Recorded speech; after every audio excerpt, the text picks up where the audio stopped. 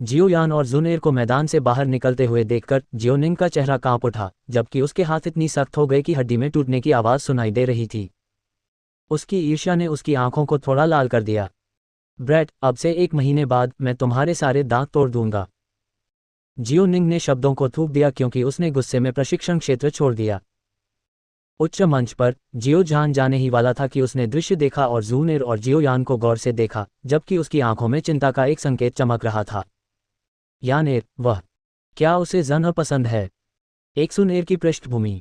नालन यानरान भी उससे तुलना नहीं कर सकते।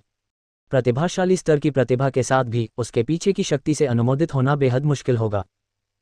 कुछ देर सोचने के बाद जियो जहान ने धीरे धीरे एक आह भरी।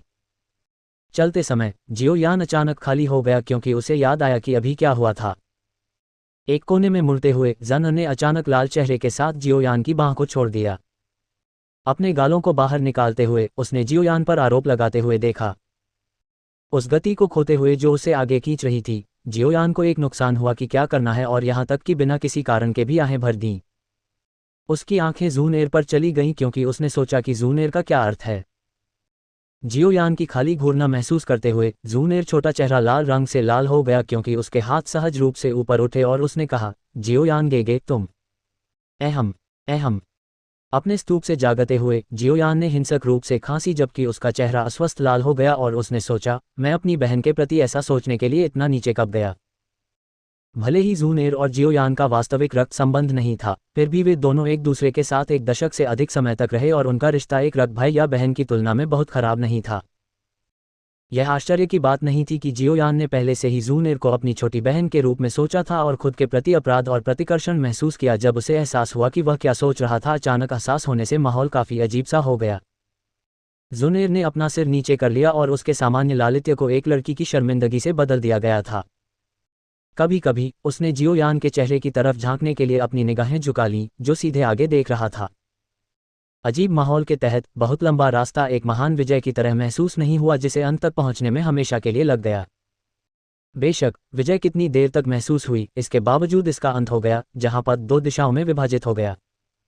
यहां पर जियोयान ने धीरे से अलविदा कहा और भागने लगा। जियोयान गे। घबराए हुए जियोयान को देखकर जूनेर ने बाहर निकलने से पहले ही यह नज़ारा देखकर दंग रह गया। हो! रुकते हुए जियोयान ने पीछे मुड़कर देखा कि जूनेर एक विलो के नीचे खड़ा है और उसका दिल फिर से तेजी से धड़कने लगा। जूनेर के पास एक बैंगनी रंग की बेल्ट के साथ एक हरे रंग का वस्त्र था जो हवा में फड़फड़ाता था। उसने और उसके पीछे विलो ने एक ऐसा चित्र बनाया जो सांसारिक नहीं लग रहा था। कल, क्या आप एक सुनेर के साथ जाएंगे? विलो की शाखाओं के नीचे लड़की के नाजुक चेहरे पर लाल फ्लश था क्योंकि उसके ज़ैद दांत उसके गुलाबी होंठों को काट रहे थे।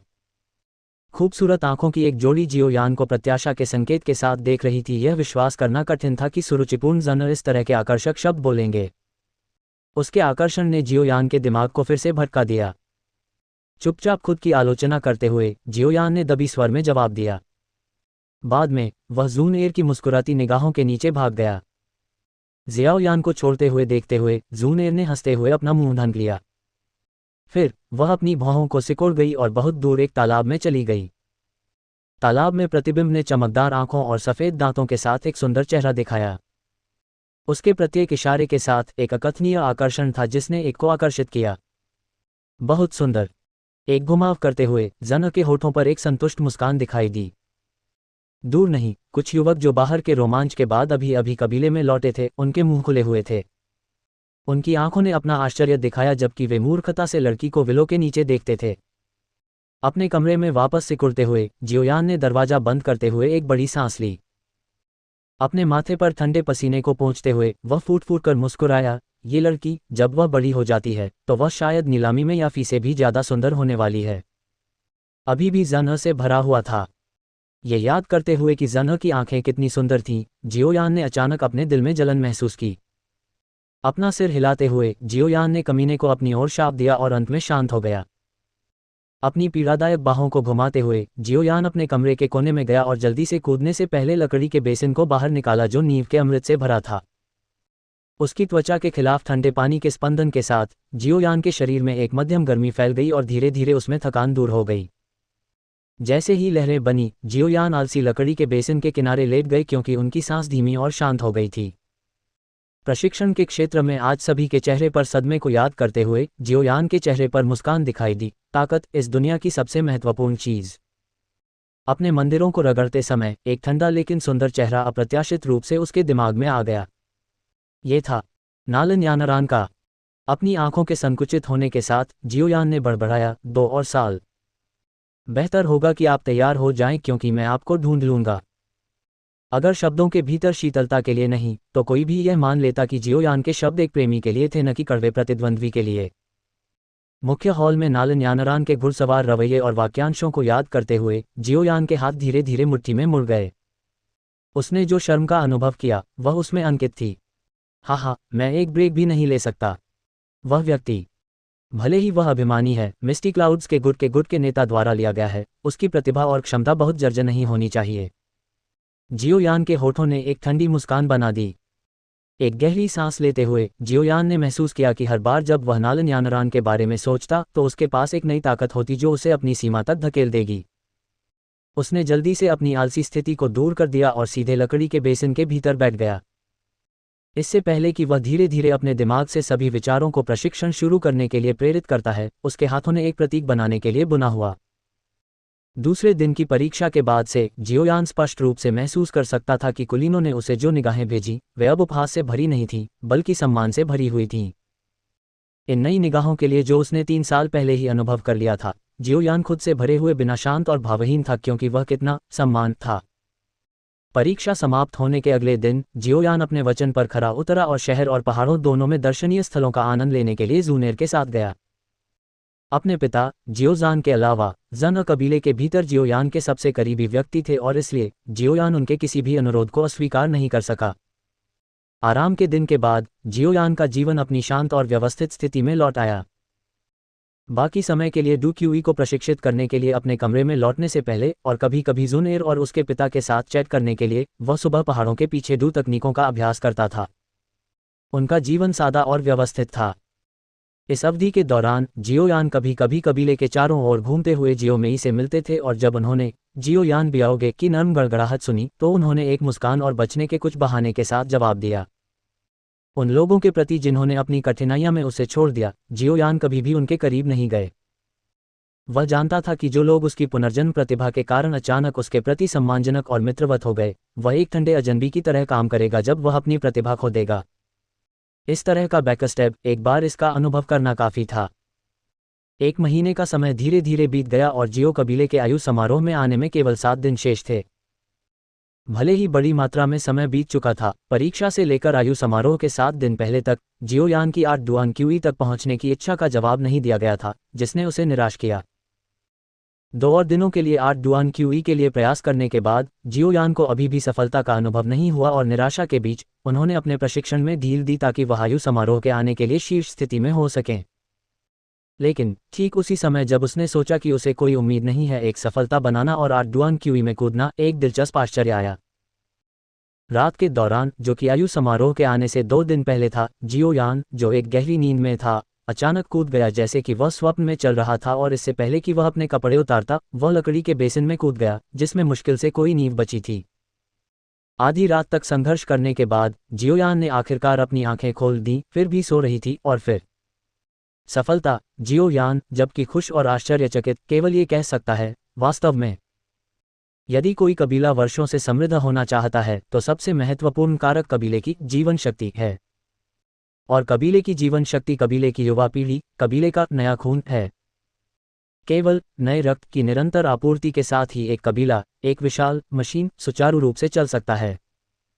इसलिए आयु समारोह का आना जियो कबीले सहित प्रत्येक कबीले के लिए एक बहुत बड़ा दिन है। वुटान सिटी में शीर्ष 3 कुलों में से एक के रूप में जियो कबीले के आयु समारोह के आगमन ने शहर में अधिकांश ताकतों का ध्यान आकर्षित किया और जिन लोगों के जियो कबीले के साथ अच्छे संबंध थे वे भी समारोह देखने आए। एक बड़े सच की छाया में जन के साथ जियोयान आराम से बैठ गया। प्रशिक्षण क्षेत्र के बीच में विशाल मंच को देखते हुए जियोयान ने अपनी आंखें सिकोड़ लीं। मंच लकड़ी के विशाल ब्लॉकों से बना था और विशेष रूप से आने वाले आयु समारोह के लिए बनाया गया था जो होने वाला था। जियोयान की निगाहें लकड़ी के खाली मंच को छोड़ देती हैं और उन लोगों के पास जाती हैं जो जियो कबीले का हिस्सा नहीं थे लेकिन फिर भी आयु समारोह के आने के गवाह थे। अनिच्छा के साथ उन्होंने कहा, काफी लोग हैं। जियोयान का दुखी चेहरा। जूनेर, जो जानता था कि जियोयान को शांति पसंद है, हंसी के साथ खुश है। जैसे ही उसकी हंसी लग रही थी, जूनेर ने जियोयान की आरोपों की निगाहों को महसूस किया और जल्दी से अपना मुंह बंद कर लिया। जियोयान पर एक नज़र डालते हुए उसकी आंखों में हल्के सोने की चमक का संकेत था। इससे पहले कि उसने कहा, जियोयान गेगे को आर्डुआन क्यूई मिला। ये सुनकर जियोयान ने उसे देखने के लिए अपना सिर झुका लिया और महसूस किया कि जूनेर के आसपास रहते हुए वह कोई रहस्य नहीं रख सकता। उदास दिल से उसने सिर हिलाया। वाह, 1 महीना भी नहीं बीता और आप पहले ही आर्डुआन क्यूई को मिल चुके हैं। ये गति काफी डरावनी है। जियोयान को सिर हिलाते हुए, यहाँ तक कि जूनेर के शांत स्वभाव के साथ, उसने आश्चर्य का चेहरा दिखाया। जन को उसे एक सफ़ेद आंख देते हुए जियोयान का चेहरा अचानक मुड़ गया। लकड़ी के चबूतरे के पास एक महिला थी जो लाल रंग की पोशाक में लिपटी हुई थी और उसके अलावा लोगों से बातें कर रही थी। लोगों के एक घेरे ने उसे घेर लिया, जिससे वह उस स्थान पर पहुंच गई जहां वह मंच के चारों ओर सबसे लोकप्रिय शकल थी। ये लाल कपड़े पहने महिला जो सभी को आकर्षित कर रही थी वह कोई थी जिसे जियोयान ने पहले देखा था। वह प्राइम नीलामी घर याफी की शीर्ष नीलामी करता थी। याफी की कमर की तरह पानी सांप की अपनी निगाहों के साथ जियोयान ने चुपचाप अपनी राय दी, वास्तव में सुंदर। जियोयान की निगाह कुछ समय के लिए याफी पर टिकी रहने के बाद उसके अलावा जुनेर का दुखी को बढ़ाया। अहम अपनी आंखों से पलक झपकते ही जियोयान ने धीरे धीरे अपनी निगाहों को पीछे हटा लिया, जैसे कि वह याफी को नहीं देख रहा था, और दुखी जूनेर के लिए मुस्कुराया। क्या आप जानते थे कि प्राइम नीलामी घर हमारे कबीले में आया था? आयु समारोह का आ रहा है। जियोयान को एक बुरा घूरते हुए, जो ऐसा अभिनय कर रहा था जैसे कि कुछ भी नहीं हुआ था, जूनेर ने भावनाहीन रूप से कहा, जियो कबीले और प्राइम नीलामी घर के बीच हमेशा एक अच्छा रिश्ता रहा है, तो आप इतनी बड़ी बात क्यों कर रहे हैं? इसके अलावा इस महिला के संचार कौशल की पुष्टि वु टेंसिटी द्वारा अविश्वसनीय रूप से की जाती है। उसकी सुंदरता के लिए उससे दोस्ती करने वाले कुछ युवा स्वामी ने उस पर अविश्वसनीय राशि खर्च की है, लेकिन अंत में उन्हें कुछ नहीं मिला। अगर जियो याओगेगे उसे आकर्षित करने की कोशिश करना चाहता है तो मैं केवल इतना कह सकता हूं कि सावधान रहें। और जन आपको उन चीज़ों के लिए कोई पैसा उधार नहीं देगा। ये सुनकर जियोयान बुरी तरह मुस्कुराया। भले ही मैं उन चीज़ों के बारे में सोच रहा हूं, इसके लिए यह आवश्यक है कि वह कम से कम मुझे स्वीकार करे। क्या आपको पता है कि वह मुझसे कम से कम 7 से 8 साल बड़ी है? क्या कुछ महिलाओं को ऐसा नहीं है? ये कहते हुए जन प्रतीत होता है कि मुस्कुराया। सूखी खांसी। जियोयान केवल हार स्वीकार कर सकता था और लोगों के उस चक्र को फिर से नहीं देख सकता था। वह वापस क्यों है?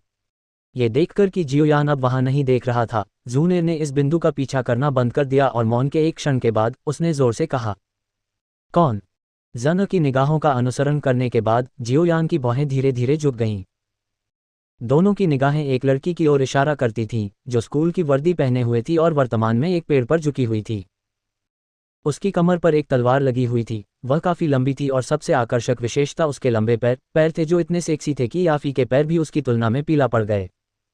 जियो, ये लंबी लड़की को घूरते हुए जियोयान ने पूछा, क्या वह जियानान अकादमी में प्रशिक्षण लेने नहीं गई थी? वह वापस क्यों आए?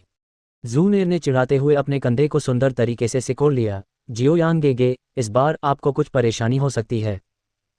अपना मुंह खोलते हुए जियोयान ने अपने जलते हुए माथे को रगड़ते हुए कहा, यह अनियंत्रित महिला बहुत परेशान है।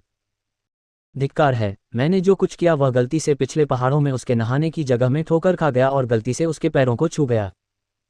उसके बाद उसने मुझे मारने की कोशिश की, 1 साल के अधिकांश समय के लिए। टीएल, हत्या का उपयोग मजाक में किया जाता है। इसका मतलब है कि इस संदर्भ में गंभीर पिटाई की तरह है, एक लड़की का शरीर लापरवाही से छुआ नहीं जाता है। जियोयान की कहानी सुनकर जुनेर ने हंसते हुए अपना मुंह ढक लिया।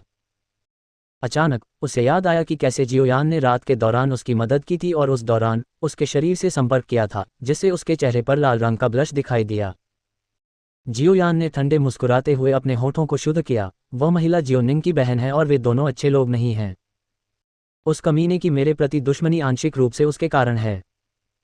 बहुत दूर जियोयू को लग रहा था कि दोनों ने उसके बारे में बात की है और जियोयान को दूसरे पेड़ के नीचे खोजने के लिए मुड़ा। एक छोटे से झटके के बाद उसने अपनी भौहों को झुका दिया और उसके चेहरे पर तिरस्कार सामने आया। एक विराम के बाद जियोयू ने अपने आकर्षक लंबे पैरों को हिलाया और जियोयान की ओर चलने लगा। जियोयू को आते देखकर जियोयान की भौहें भी झुक गईं, क्योंकि उसने अपनी घृणा और अधीरता दिखाई। हाँ जियोयान, मैंने कभी नहीं सोचा था कि मैं उस दिन को देखूंगा जब आप अपनी स्थिति को बदल देंगे। ये वास्तव में आश्चर्यजनक है। करीब आते हुए जियो यू ने जियो यान को उसके प्रति नापसंदगी देखी और उपहास किया। आपका कोई काम नहीं। जाहिर है जियो यान जियो यू से बहुत खुश नहीं था और उसकी सामान्य शांति को उसके अश्लील शब्दों से छोड़ दिया गया था। आपके शब्द अभी भी हमेशा की तरह तीखे और कष्टप्रद हैं। ऐसा लगता है कि 3 साल की अस्वीकृति ने आपकी तेज शक्ति को सुचारू नहीं किया। जियो यू ने जियो यान को नीचे देखा और शिक्षण स्वर में कहा। ये स्वर फिर से।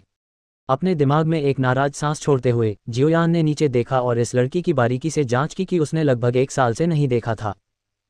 अपनी निगाहों को अपने पैरों पर घुमाते हुए जियो याओ ने पूछते हुए उसकी नाक को छुआ, तुम्हारे पैर अभी भी इतने लंबे हैं? मुझे आश्चर्य है कि क्या उस समय के बाद एक और पुरुष ने उन्हें छुआ।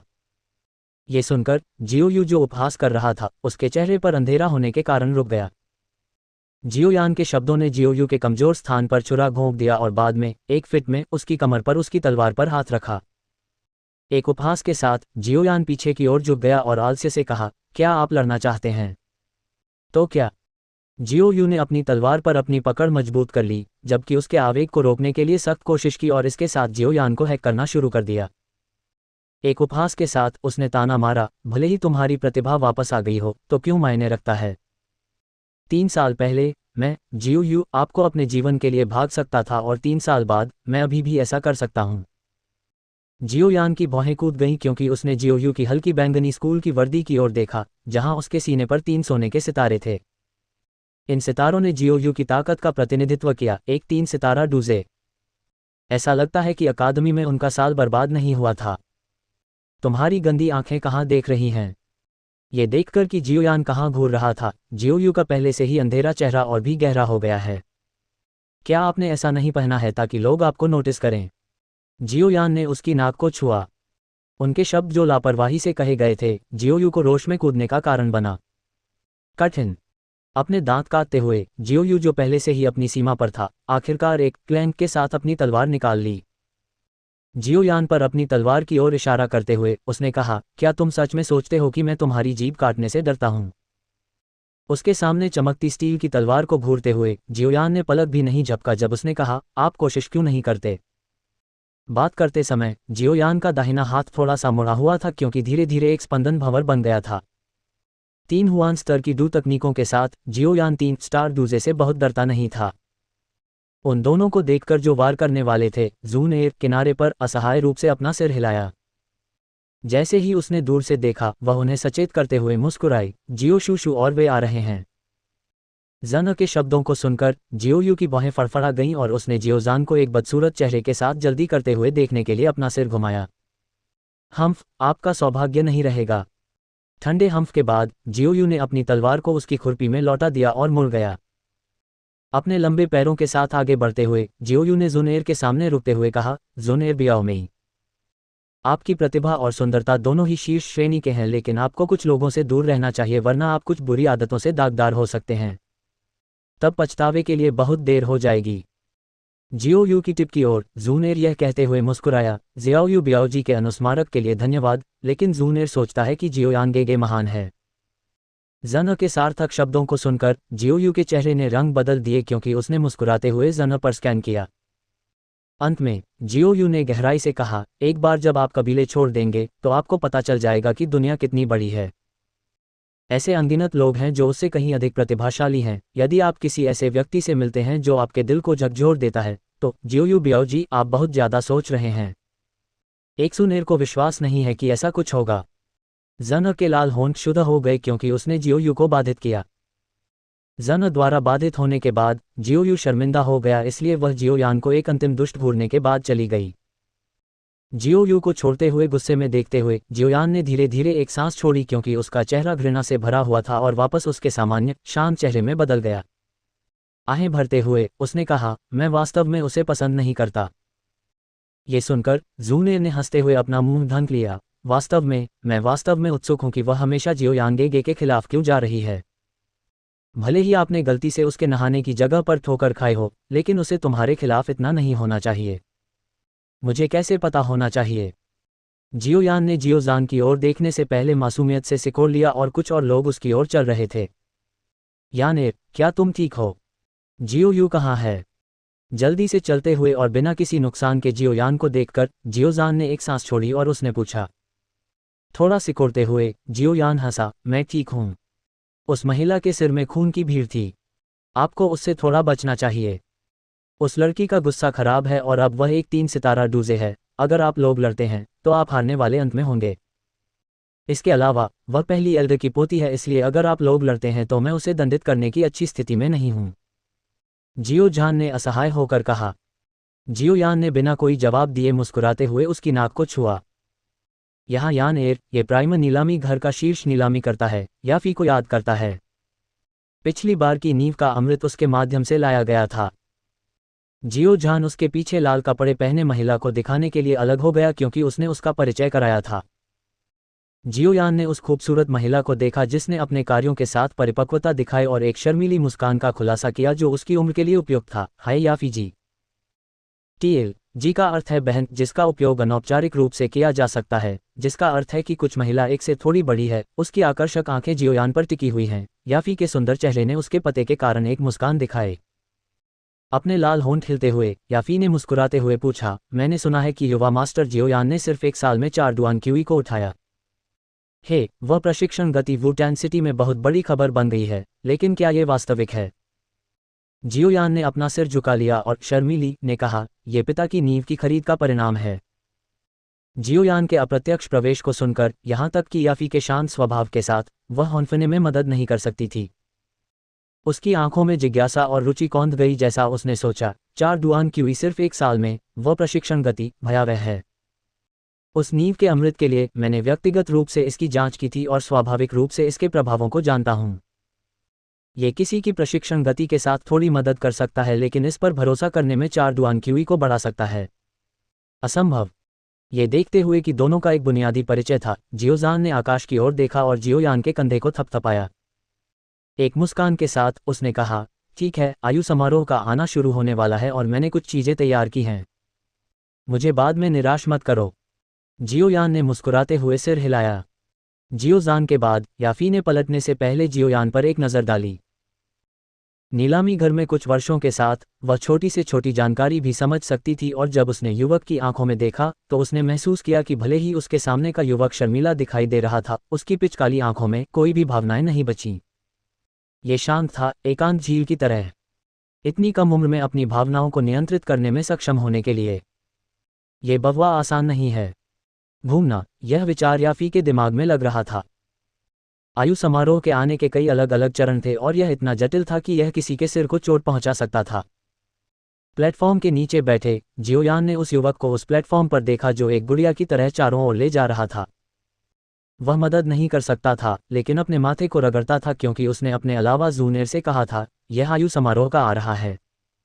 यह निश्चित रूप से एक यातना है। जियोयान के उदास चेहरे को देखकर जूनेर यह कहते हुए मुस्कुराया, इसकी मदद नहीं कर सकता। ये ऐसे नियम हैं जो प्राचीन काल से पारित किए गए थे और यहाँ तक कि जियोशुशु भी उन्हें बदलने की हिम्मत नहीं करेंगे। जियोयान ने अपना सिर हिलाते हुए आह भरी। जब वह सो रहा था तो उसकी भौहें उछल गईं और उसे लगा कि कोई उसे देख रहा है।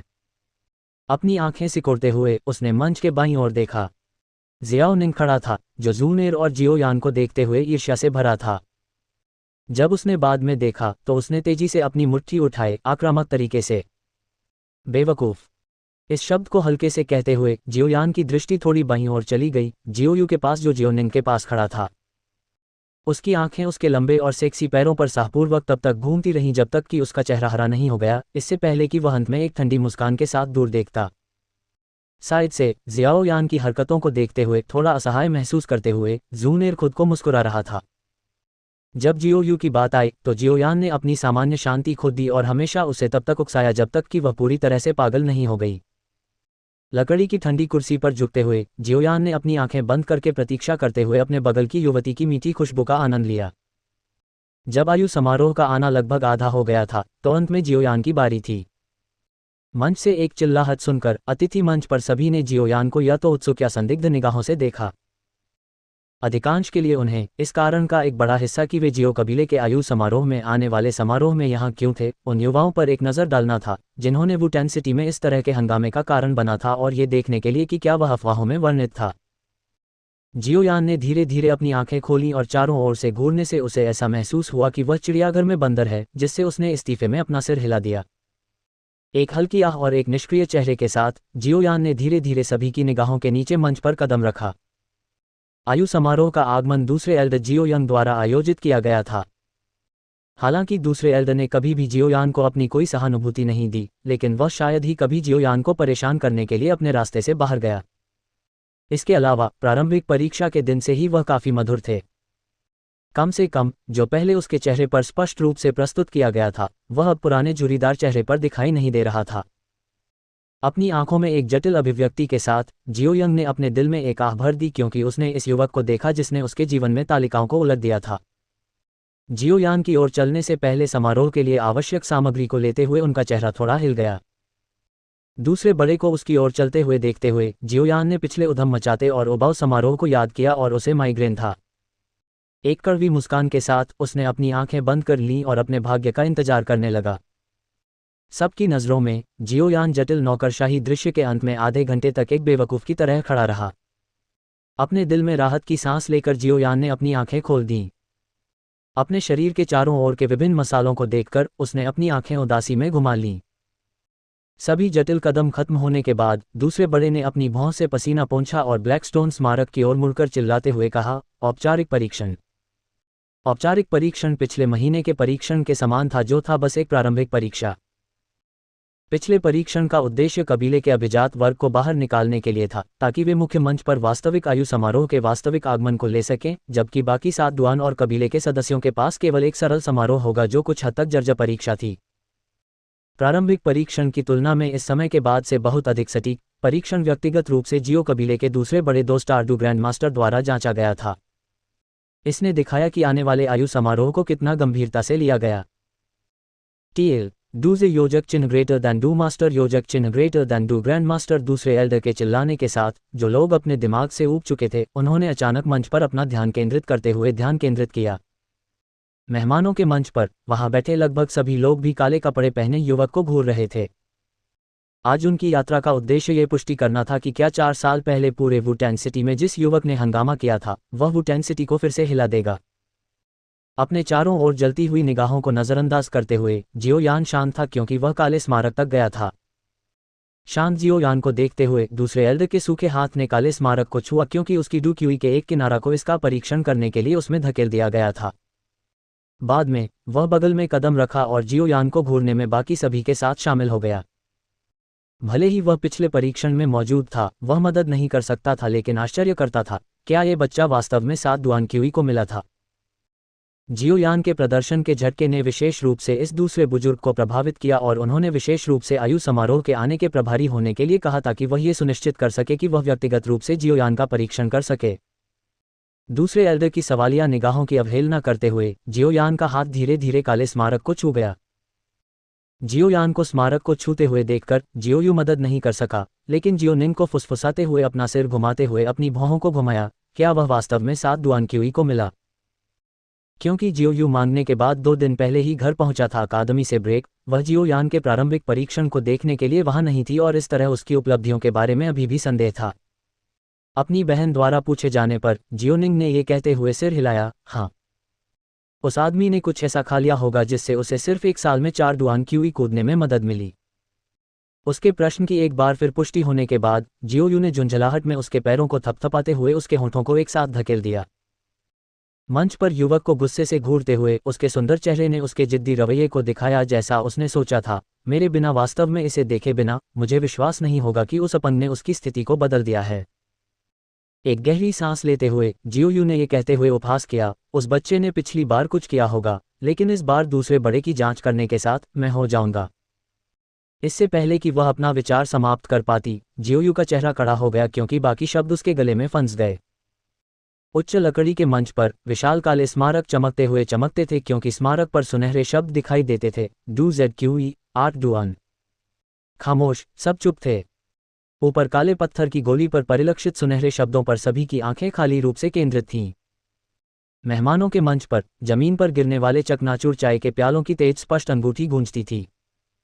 वुटेन सिटी के प्रतिनिधि सभी स्तब्ध थे, उनके चेहरों पर अविश्वास फैल गया। उनकी यात्रा का उद्देश्य ये पुष्टि करना था कि अफवाहें सच थीं या नहीं, अपनी आंखों से देखने के लिए कि क्या जियोयान वास्तव में 1 साल की अवधि में 4 डुआन क्यूई ऊपर कूद गया था। हालांकि उन्होंने जो देखा था उसने न केवल अफवाहों की पुष्टि की बल्कि उनकी उम्मीदों को पूरी तरह से पार कर लिया था।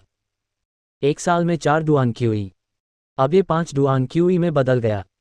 इस प्रशिक्षण गति, इसे केवल एक शब्द के साथ वर्णित किया जा सकता है, भयावह। जियो कबीला एक बार फिर सफल हो गया है। मेहमानों के मंच पर हर कोई मदद नहीं कर सकता था लेकिन अपनी सांस के तहत बड़बड़ाता था। एक कबीले के सदस्य के लिए जिसने 1 साल में 5 डुआन क्यूई को कूद दिया, जियो कबीले का भविष्य उज्ज्वल दिख रहा था।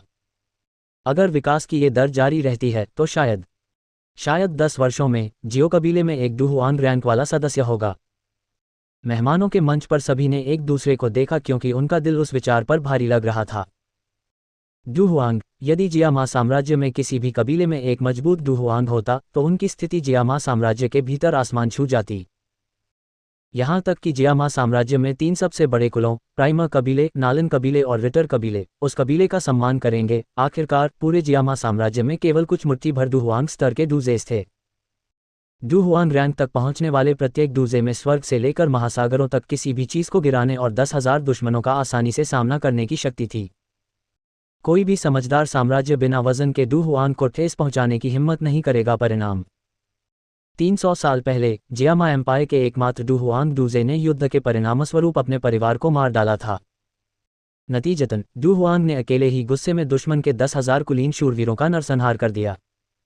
रक्तपात से दोनों साम्राज्य विस्मय में हिल गए थे। उस क्षण के बाद से डुक्यूई महाद्वीप पर किसी भी साम्राज्य ने एक डुहुआंग डूजे को ठेस पहुंचाने की हिम्मत नहीं की। साथ ही सभी ने देखा कि डुहुआंग कितने डरावने हो सकते हैं। इसलिए जियोयान के उपहार को देखने वाले सभी लोगों ने जियो कबीले को अत्यधिक ईर्ष्या के साथ देखा। उच्च मंच के केंद्र में, यहाँ तक कि जियो जहान भी स्मारक पर सुनहरे शब्दों को अपनी आंखों से थोड़ा खट्टा देख रहा था। थोड़ी देर के बाद उसने एक लंबी सांस छोड़ी और अपने काले कपड़े पहने बेटे को कृतज्ञता की दृष्टि से देखा। मेरे जीवन में सबसे अच्छा निर्णय यानेर और मेरे बीच बेचैनी पैदा नहीं करना था। जियोयान के पिता जियोजान उनके बारे में अच्छी तरह से जानते थे। बेटे का स्वभाव, वह अभी भी स्पष्ट रूप से याद कर सकता था कि जियोयान के बचपन में, उसके जन्म के कुछ समय बाद, उसका बेटा उसके प्रति कितना उदासीन था। जियोयान हमेशा उसे ठंडे नज़र से देखता था, जैसे कि वह किसी अजनबी को देख रहा हो, न कि उसके पिता को। सौभाग्य से वर्षों से जियोजान की ओर ठंड और अलग दिखने वाली ठंड और अलग दिख रही है, क्योंकि जियोजहान की देखभाल और प्यार।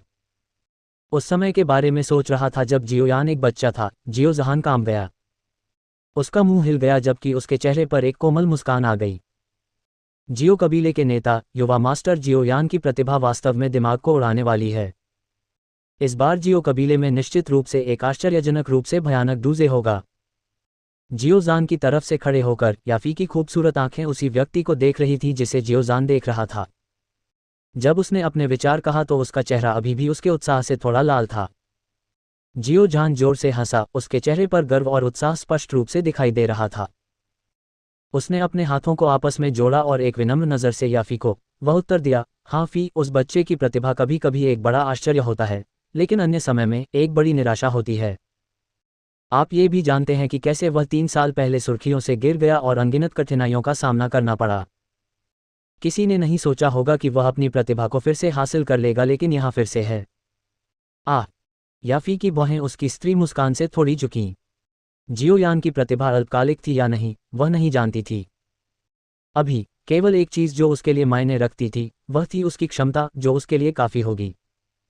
नीचे की ओर एक करामाती रूप देते हुए याफी के दिल ने पहले ही एक योजना बना ली थी। भविष्य में वह जितना संभव हो सके जियो कबीले के साथ आना और व्यापार करना सुनिश्चित करेगी।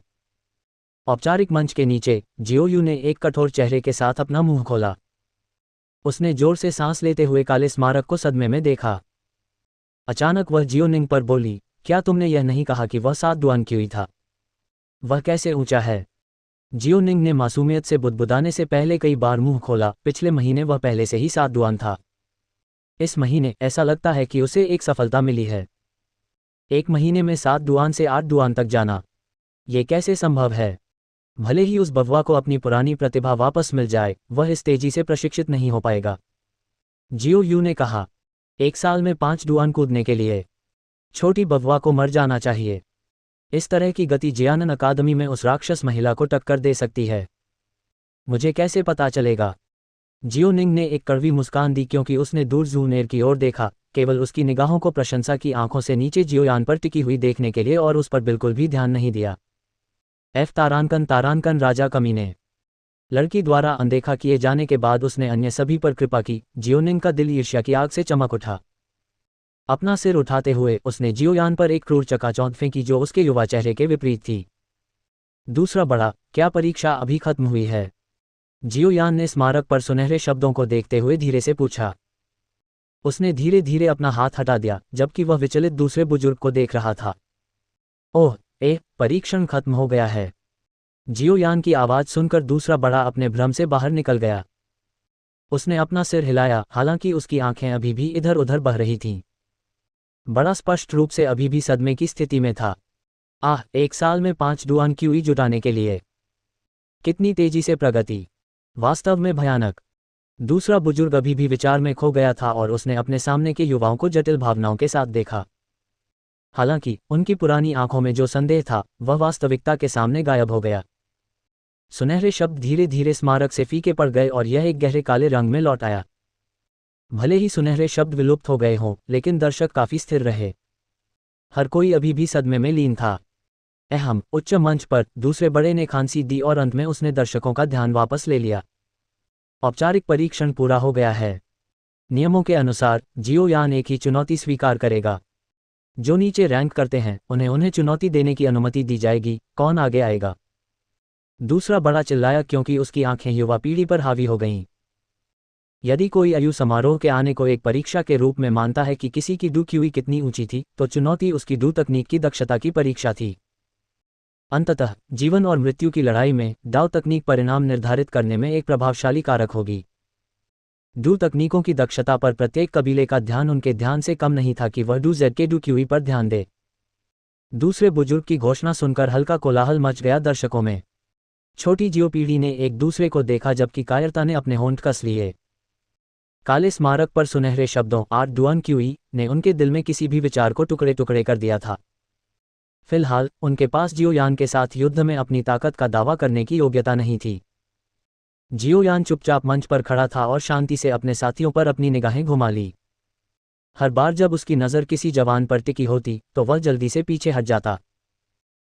कायरों का एक गुच्छा। कबीले के आसपास के सदस्यों को देखते हुए डर से डरते हुए जियोनिंग ने उपहास में डांटा।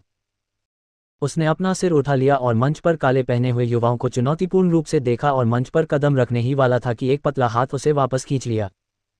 अपनी भौं के एक कर्कश के साथ जियोनिंग ने अपनी बहन की ओर देखा और दुखी होकर कहा, क्या? जियोयू ने आह भरी और जवाब दिया, वह 8 डुआन क्यूई पर है, आप उसे हरा नहीं पाएंगे। जियोनिंग का मुंह थोड़ा हिल गया, वह भी झिझका। लेकिन जब उसकी नज़र पास के ज़ुनेर की ओर चली गई तो उसका अभिवादन किया। जियोयान को एक नाजुक सुखद अभिव्यक्ति के साथ गर्मजोशी से देखने का नज़ारा था जो कभी उस पर निर्देशित नहीं किया गया था। उसके अभी भी कुछ बचकाने चेहरे पर ईर्ष्या और क्रोध के साथ यू का हाथ। तो क्या? मुझे 8 डुआन क्यूई तक पहुंचे हुए 1 साल से अधिक का समय हो चुका है। क्या आपको लगता है कि मैं उसे हरा नहीं सकता जो अभी 8 डुआन क्यूई तक पहुंच गया है? जियोनिंग को देखते हुए जिसका चेहरा हट और ईर्ष्या से भरा था, जियोयू को पता था कि उसके पास कोई विकल्प नहीं है। थोड़ी देर रुकने के बाद उसने एक हरी गोली निकाली और जियोनिंग के हाथों में धकेलने से पहले अनिच्छा के संकेत के साथ उसे धीरे से सहलाया। वह फुसफुसाए, यह एक तियत 2 गोली है, क्यूई बढ़ता हुआ पाउडर जो थोड़े समय के लिए डूजे की शक्ति प्रदान करता है। हालांकि इसका नतीजा यह है कि अगर इसका सेवन किया जाता है तो अगले महीने के लिए एक बिस्तर पर रखा जाएगा। जब तक बिल्कुल जरूरी न हो इसका इस्तेमाल न करें। ये सुनकर जियोनिंग ने खुशी से गोली पकड़ ली। इसके साथ मैं निश्चित रूप से उस आदमी को सबक सिखाऊंगा। जियोनिंग ने भौहें चढ़ा दी और उसे चेतावनी दी, बहुत लापरवाह मत बनो। उसे थोड़ा कष्ट ही होने दो। आप उसे भारी चोट न पहुंचाएं वरना दादा भी आपकी रक्षा नहीं कर पाएंगे। वर्तमान उसे अब अतीत का बेकार अपंग नहीं है। हाँ, मुझे पहले से ही पता है, जियोनिंग ने उदासीनता से कहा, थोड़ा सिर हिलाते हुए। एक अजीब सी मुस्कान के साथ उसने ज़ुनेर को देखा, गर्व से अपने दिल में कह रहा है, मैं आपको बता दूंगा, वह आदमी केवल एक कड़ाई वाला मामला है। चीनी कहावत एक बाहरी रूप से आकर्षक लेकिन एक ठंडी मुस्कान के साथ बेकार व्यक्ति। जियोनिंग ने जियोयू के हाथ से ब्रश किया और मंच पर कूद गया। मैं तुम्हें चुनौती दूंगा।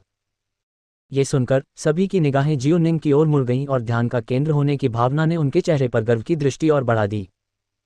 जियोनिंग को देखते हुए जो चल रहा था, दूसरे एल्डर की भौहें सिकुड़ गईं। मेहमानों की सीटों को देखते हुए उन्होंने उम्मीद के मुताबिक पहले बुजुर्ग के चेहरे पर एक परेशान नजर डाली। हल्के से आहें भरते हुए उसने अपने दिल में फटकार लगाए, अज्ञानी मूर्ख। क्या आपको अब भी लगता है कि जियोयान अभी भी वह बेकार अपंग है जो वह अतीत में था?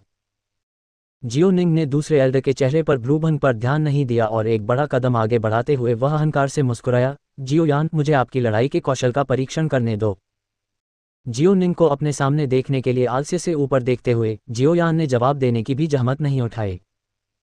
ये देखते हुए कि जियोनिंग पहले ही मंच के केंद्र में पहुंच गया था, दूसरे बुजुर्ग के पास जोर से घोषणा करने के अलावा कोई विकल्प नहीं था। जियोयान को जियोनिंग ने चुनौती दी है। जियोयान, क्या आप चुनौती स्वीकार करते हैं? आप मेरी चुनौती से नहीं भागेंगे क्या? आप जन देख रहा है, आपने उसे निराश नहीं किया था। अपनी आस्तीन में छिपी गोली को सहलाते हुए जियोनिंग का आत्मविश्वास बढ़ गया और सुंदर शांत युवती को देखकर नीचे उसने जियोयान से ठंडी मुस्कान के साथ कहा, बेवकूफ। जियोयान ने अपनी नाक ब्रश करते हुए उसके दिल में बड़बड़ाया। सबके सामने उसने सिर हिलाया और शांति से कहा, मैं स्वीकार करता हूं। जियोयान को सिर हिलाते हुए देखकर दूसरे एल्डर ने एक बार फिर आह भरी और अपना हाथ लहराया। जैसे ही वह मंच से पीछे हटे उन्होंने अपनी आवाज को एक मात्रा में कम कर दिया, जहां केवल दोनों ही सुन सकते थे, और कहा, याद रखें, अपनी ताकत को नियंत्रित करें, एक दूसरे को चोट न पहुंचाएं। जियोनिंग ने अपने होंठ घुमाए जबकि जियोयान ने उदासीनता से शर्माया। जैसे ही दूसरे एल्डर ने मंच छोड़ा उसके ऊपर की हवा तनावपूर्ण होती गई। जल्द ही लड़ाई होने वाली थी। घोषणा के साथ सभी की निगाहें दिलचस्पी से मंच पर दो युवकों की ओर मुड़ गईं। हर कोई इस युवक के बारे में उत्सुक था जिसने 3 साल बाद एक और चमत्कार बनाया था। क्या उनके पास डू की तकनीक में वही प्रतिभा थी जो डक्यू की खेती में थी? क्या उसके पास सीखने की वही भयानक गति थी? अतिथि मंच पर जियोजान ने अपनी भौहों को झुका दिया क्योंकि उसने मंच पर जियोयान को उसके चेहरे पर थोड़ी असहज अभिव्यक्ति के साथ देखा। हालांकि जियोयान की डू क्यूई जियोजान की अपेक्षाओं से आगे निकल गई थी, उसने कभी भी जियोयान को डू तकनीक हॉल में जाते हुए और द तकनीक की तलाश में नहीं देखा था और न ही उसने कभी उसे डू तकनीकों में प्रशिक्षण देते देखा था। किसी को ध्यान देना चाहिए कि डू तकनीक प्रशिक्षण डू क्यूई प्रशिक्षण से भिन्न होता है। यदि किसी को कम हुआंग स्तर की डू तकनीक सीखनी है तो केवल परीक्षण और त्रुटि के माध्यम से केवल अपनी कड़ी मेहनत की आवश्यकता थी। एक मध्य या उच्च स्तरीय तकनीक, हालांकि, बहुत अधिक की आवश्यकता होगी। इसे एक कबीले तकनीक प्रशिक्षक से व्यक्तिगत निर्देश की आवश्यकता थी। पिछले वर्षों में जियोजहान ने जियोयान के बारे में कभी नहीं सुना था कि वह कबीले के किसी भी प्रशिक्षक से डू तकनीक सीखने के लिए पहुंचे। दूसरी ओर जियोनिंग ने उन्हें तकनीक सीखने के लिए नियमित रूप से संरक्षण दिया। जियोजान की समझ के लिए आर्डुआन जियोनिंग ने पहले ही 3 मध्य और एक उच्च हुआंग स्तर की डू तकनीक में महारत हासिल कर ली थी। उन तकनीकों में से कोई भी उसे उसी स्तर में किसी भी लड़ाके से एक कदम आगे रख देगा। उसे ऐसा लग रहा था कि इस लड़ाई में जियोयान को नुकसान होगा। हाँ, जियो कबीले के नेता, आप क्या कहेंगे? क्या युवा मास्टर जियोयान के लिए जीत संभव है? जियोजान के बगल में याफी, जिसकी आंखें स्टैंड पर मजबूती से टिकी हुई थीं, ने एक नर्म मुस्कान के साथ पूछा। जियोजान ने जियोनिंग के प्रति अपने गुस्से को शांत किया और शांति से कहा, यानेर इस समय ड तकनीकों के साथ बहुत कुशल नहीं है। इसके अलावा वह सिर्फ 8 डुआन तक पहुंच गया है, जबकि जियोनिंग 1 साल से अधिक समय से उस स्तर पर पहुंच गया है। ये दुर्भाग्यपूर्ण है, लेकिन मुझे डर है कि मेरे बेटे की संभावना है जीत बहुत अधिक नहीं होगी। ओह, सच में? याफी ने धीरे धीरे अपनी लंबी पलकें झोंक दी। उसकी आकर्षक आंखें चारों ओर घूम रही थीं क्योंकि उसने मंच पर शांत काले कपड़े पहने युवाओं को आलस्य से देखा।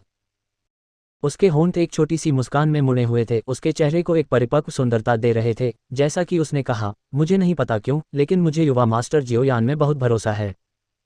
मुझे लगता है कि वह इस लड़ाई में जीत का दावा कर सकते हैं। जियोजान उसके आत्मविश्वास पर हैरान था, बल्कि हैरान था। वह मुस्कुराने और सिर हिलाने से पहले एक पल के लिए रुका। आशा है कि मिस याफी के शब्द सच हो गए हैं।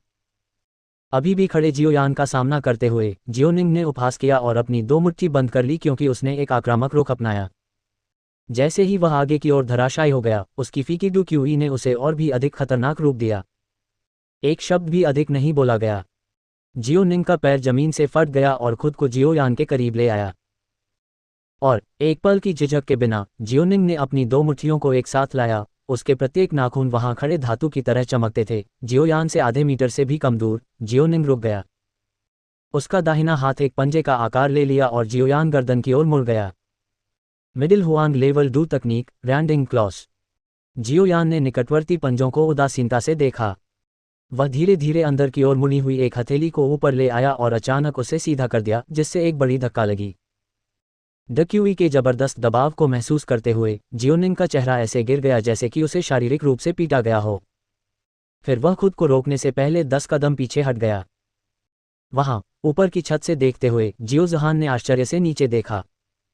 उसकी तरफ से याफी मीठी मीठी मुस्कुराए। उसने ध्यान से देखा, उसके लाल होंठ धीरे से उसके सफ़ेद ज़ैड टी कप के खिलाफ दबाए गए थे, धीरे धीरे चाय की चुस्की ले रहे थे। ये लड़का, वह वास्तव में एक छिपा हुआ खजाना है, याफी ने सोचा। उसके आकर्षक होंठ एक बार फिर उसके कप से निकल गए। यह क्या तकनीक है? जियोनिंग ने कहा कि उसकी छाती पर दर्द वाले स्थान को रगड़ते हुए उसका चेहरा पीला पड़ रहा था। जियोयान ने अपना सिर नीचे करने से पहले उसकी ओर देखा। फायर पाम का नाम काफ़ी बेस्वाद था, लेकिन तकनीक काफ़ी शक्तिशाली बल प्रदान कर सकती थी, जिसने जियोयान को प्रसन्न किया। जियोनिंग का चेहरा गुस्से से कांपने लगा। जियोयान उसे नज़रअंदाज कर रहा था।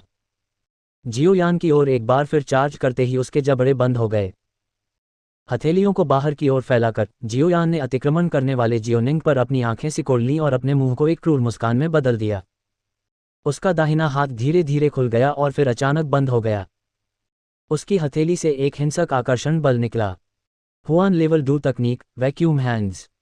जियोयान का हाथ करीब देखकर जियोनिंग ने अवचेतन रूप से अपने पैरों को जमीन में और मजबूती से लगा लिया। हालांकि इस्तेमाल की गई ताकत अपर्याप्त थी। वह खुद को अंदर से खींचा हुआ महसूस करता था और उसे मुट्ठी की ओर भेज दिया जाता था। जियोनिंग का शरीर जियोयान की ओर एक चाप में उड़ गया, जिसके चेहरे पर एक अजीब मुस्कान थी। हालांकि जियोनिंग के शरीर को खींचा जा रहा था, लेकिन वह मदद नहीं कर सकता था। लेकिन जैसे जैसे वह करीब और करीब आता गया, जैसे ही डूक्यूई ने उसकी मुट्ठी में संघनन करना शुरू कर दिया, उसने एक पूर्वाभास हंसी दी। लौह मुट्ठी। जियोनिंग ने मुट्ठी बांध कर रोया। चीका एक तेज विस्फोट बाहर की ओर निकल गया और एक गहरी प्रतिध्वनि पैदा कर रहा था जो बीच में गूंजती थी। अगर वह जियोयान के कंधे को मार सकता है तो वह अपने हाथ को भयानक नुकसान पहुंचाएगा। जियोनिंग को ऐसा लग रहा था कि जियोयान ने जवाबी हमले की संभावना को ध्यान में नहीं रखा। आयरन फिस्ट एक उच्च हुआंग स्तर की दो तकनीक जिसमें अच्छी मात्रा में शक्ति होती है। सीखने और अभ्यास करने में सक्षम होने के लिए कम से कम 7 डुआन की एक डुक्यूई की आवश्यकता थी। हवा में तेज क्यूई महसूस करने के बाद थोड़ा सा झुकते हुए जियोयान ने धीरे धीरे हवा की सांस ली। अपने पूरे शरीर में डक्यूई को प्रसारित करते हुए उन्होंने अंदर से कहा, क्षुण लेवल 2 तकनीक फायर पाम। जोर से सोचते हुए जियोयान ने अपनी हथेली से ची की एक लहर निकाल दी। बैंग। वातावरण भारी हो गया क्योंकि एक अदृश्य बल ने जियोनिंग की उड़ने वाली आकृति को बेरहमी से पीछे धकेल दिया। जियोनिंग पर आकर्षक और प्रतिकारक बल ने तुरंत उसका चेहरा सफेद कर दिया। पूछी। दोनों सेनाओं ने एक दूसरे के खिलाफ लड़ाई लड़ी, जिससे एक संक्षिप्त गतिरोध पैदा हो गया। अंत में जियोनिंग को अंततः 10 मीटर दूर जमीन पर गिरते हुए वापस उड़ते हुए भेजा गया। उसका शरीर जमीन पर हिल गया क्योंकि उसने धीरे धीरे अपने मुंह से खून बहाया और उसके बाद से एक दयनीय कराह रहा। जियोनिंग को देखकर जो पूरी तरह से लकवाग्रस्त हो गए थे और फिर शांति से चारों ओर देख रहे थे, जियोयान ने धीरे से अपना हाथ नीचे किया और चुपचाप कहा, आप हार गए। जियोनिंग को बिना कुछ कहे सीधे देखते हुए जियोयान चुपचाप मंच से हट गया। जल्दी से दर्शकों से एक जोरदार बकबक उठी, जो अभी भी पिछले सदमे से पूरी तरह से नहीं था। उनका दिल धीरे धीरे एक बार फिर से मंथन करने लगा। जियाओ कबीले की छोटी पीढ़ी सभी गूंगा थे क्योंकि उन्होंने जियोनिंग को देखा जो खून की उल्टी कर रहे थे। साथियों के रूप में वे स्वाभाविक रूप से जियोनिंग की लड़ने की क्षमताओं से अवगत थे। जियो कबीले की सबसे कम उम्र की पीढ़ी में जान के अलावा बहुत कम लोग जियोनिंग को प्रतिद्वंद्वी बना सकते हैं। हालांकि इस समय वह जियोयान से पूरी तरह हार गया था। यह अप्रत्याशित परिणाम अचानक हुआ था, सभी को बिना तैयारी के पकड़ लिया। दर्शकों में जियो यू ने जल्दी से पराजित जियोनिंग को देखा। उसके सुंदर गाल एक हल्का लाल रंग दिखा रहे थे क्योंकि उसका मुंह अविश्वसनीय दृश्य पर खुला था, यहाँ तक कि उसका दिल भी सदमे में था। थोड़ी देर के बाद जियो यू ने धीरे धीरे अपने आप को ठीक कर लिया। उसकी पतली सफ़ेद गर्दन ने अपने प्राकृतिक गुलाबी रंग को पुनः प्राप्त कर लिया। वह अपनी सांस के नीचे धीरे से बड़बड़ाया, ये बदमाश, वह इतना मजबूत कैसे हो गया? अपने मूल डू क्यूई को फिर से हासिल करने की कोशिश करते हुए उसके पास नई डू तकनीकों का अभ्यास करने का समय कैसे हो सकता है? न केवल युवा मास्टर जियो यान की डू क्यूई काफ़ी शक्तिशाली है, उसकी डू तकनीक भी बहुत अच्छी तरह से अभ्यास की जाती है। जियो कबीले के नेता ने उस पर बहुत समय बिताया होगा। अतिथि मंच में, हालांकि याफी मानसिक रूप से शुरू से ही तैयार थी, वह जियो यान के प्रदर्शन से चौंक गई थी। जियो जान का सामना करते हुए उसने अपनी आंखें मूंद लीं, जो व्यापक रूप से मुस्कुराया। यदि कोई गहरी डू तकनीक सीखना चाहता है तो उसे एक ऐसे प्रशिक्षक की आवश्यकता होती है जो उस डू तकनीक के तरकीबों को जानता हो। ऐसा लगता है कि याफी का मानना था कि जियो जान ने जियो यान को निजी तौर पर पढ़ाया था। याफी ने पहले जो कहा था उसे सुनकर जियो जान ने सिर हिलाते हुए फूट फूट कर हंसी। ऐसा नहीं था कि वह जियो यान डू जी को पढ़ाना नहीं चाहता था, वह नहीं कर सकता था। संभवतः जियो यान को ऐसी दिलचस्प डू तकनीक सिखाई है। जियो कबीले में डाउ तकनीकों की अपनी समझ के बावजूद उन्होंने कभी भी डाउ तकनीक नहीं देखी थी। इसलिए जियो जान केवल एक निष्कर्ष पर पहुंच सकता है, जियो यान ने जिस डू तकनीक का इस्तेमाल किया वह जियो कबीले से नहीं था। चूंकि यह हमारे कबीले की डू तकनीक नहीं है, जियो यान ने इसे कहां से सीखा? जियो जान को अपना संदेह था और उन्होंने उत्तर की तलाश में कबीले के विभिन्न विशेषज्ञों की ओर देखा। लेकिन उसने जो कुछ देखा वह कुछ अजीब लग रहा था कि वे उसके लिए लक्षित थे। उनके चेहरों पर निगाहों को देखते हुए जियो जान ने खाली देखा और यह महसूस करने से पहले कि नज़रों का क्या मतलब है, उन्होंने सोचा कि उसने यानेर की मदद की। अपने होठों को घुमाते हुए जियो जान ने स्पष्टीकरण देने का मन नहीं किया और अपने बेटे को अपनी निगाहें लौटा दीं। ये बव्वा, उसके पास निश्चित रूप से रहस्यों की कोई कमी नहीं है, वह खुद से बड़बड़ाया। वहां मंच पर जियोनिंग का अभी भी ढह गया रूप बना रहा। दूसरे बड़े ने सदमे में अपना सिर हिलाया और जियो यान का जटिल रूप से अध्ययन किया। युवक ने संक्षेप में अपना सिर झुकाया, उसके नाजुक लेकिन युवा चेहरे पर एक शांत भाव था। उसकी जीत के बाद भी उसके चेहरे पर गर्व या अहंकार का कोई निशान नहीं दिखाई दिया। एक आह भरते हुए दूसरे एल्डर ने एक सूखी हथेली ऊंची उठाई और जोर जोर से घोषणा करने वाला था कि मैच खत्म हो गया था जब उसका चेहरा अचानक बाईं ओर मुड़ गया। दूरी में जियोनिंग, जो पहले जमीन पर लेटा हुआ था, अचानक एक जगुआर की तरह उछल गया। उसकी फीकी डू क्यूई नाटकीय रूप से उठी क्योंकि उसके पैर लकड़ी के मंच के फर्श पर मजबूती से टिके हुए थे। आगे बढ़ते हुए हर बार जब उसका पैर मंच पर उतरता तो लकड़ी के छींटे मंच से ऊपर कूद जाते। उसकी दोनों ठंडी आंखें एक बार फिर जियो यान पर केंद्रित हो जाती थीं और उसका खून से सना हुआ मुंह और चेहरा पहले से भी अधिक द्वेषपूर्ण हो जाता था। तुम कमीने!